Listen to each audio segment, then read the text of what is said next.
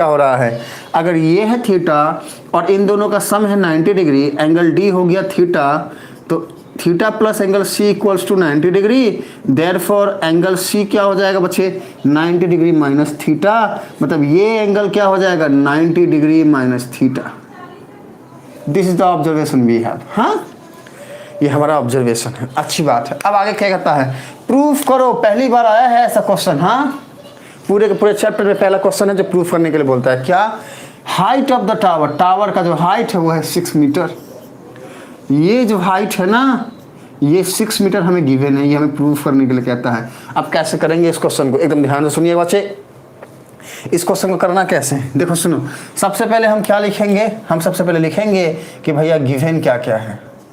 अरे तो गिवन क्या क्या है, सबसे पहले हमें गिवन क्या है वो लिख देंगे। एंगल ऑफ एलिवेशन, हाँ 2 है ना, तो लिखो यहाँ पे angle of elevation, angle of elevation, okay. Bracket में लिख दो थीटा, पहले वाला एंगल ऑफ एलिवेशन क्या है थीटा।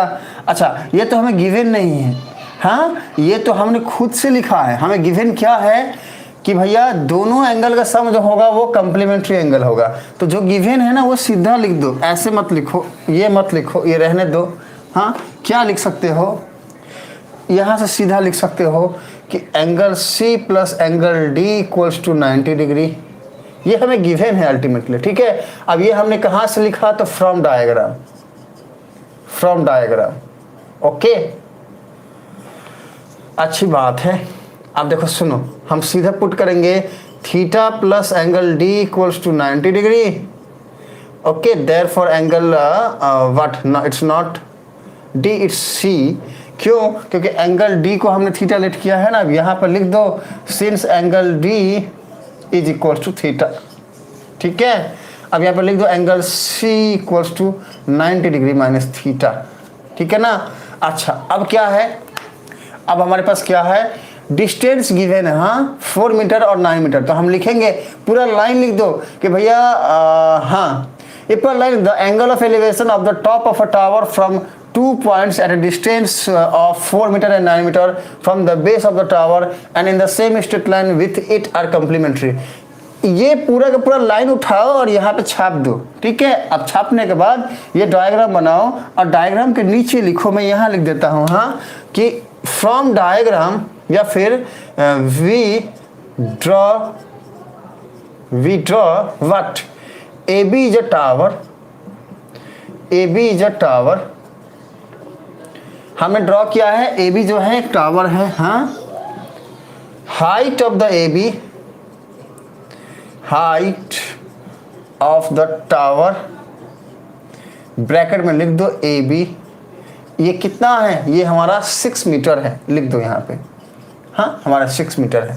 हमें फाइंड करने के लिए क्या कह रहा है, प्रूफ करने के लिए कि भैया हमें यही प्रूफ करना है कि हाइट ऑफ द टावर जो होगा वो जो है 6 मीटर होगा, ठीक है। तो यहाँ लिखेंगे then according to question, according to question we have to prove, हाँ ये वाला line height of the tower, ये लाइन को नीचे लिख दो, ऊपर मत लिखो, नीचे लिख दो। हमें तो ये प्रूफ करना है ना, तो ऊपर लिख दो।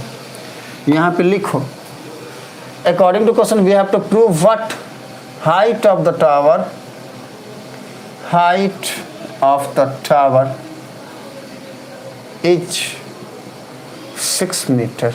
ये हमें प्रूफ करना है। अब कैसे करेंगे, कैसे करेंगे प्रूफ, हाँ इसको देखते हैं। यहाँ तक ये सारी बात अगर सबके समझ में आ गई है तो मुझे फटाफट रिप्लाई करिए, सेम यस बचे, जल्दी यस बोलिए, हाँ ताकि हम आगे बढ़ जाए, जल्दी से यस बोलिए। अगर यहाँ तक ये सारी बातें आप सबको समझ में आ गई है तो मुझे यस बोलो, चलो।